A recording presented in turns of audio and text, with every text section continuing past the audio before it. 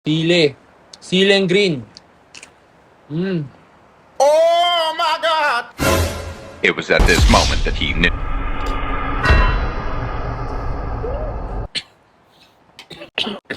Nasa huli ang pagsisisi, guys. Kaya magsisi na kayo. Wala akong himala.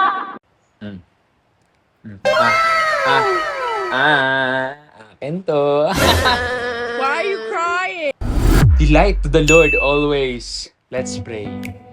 Lord, thank you for this food. Amen. Day 4, 125. OMAD na naman ulit. Okwa, nilagyan ko lang siya ng talbos ng kamote, tsaka cabbage, ng mangga, salad. Woo!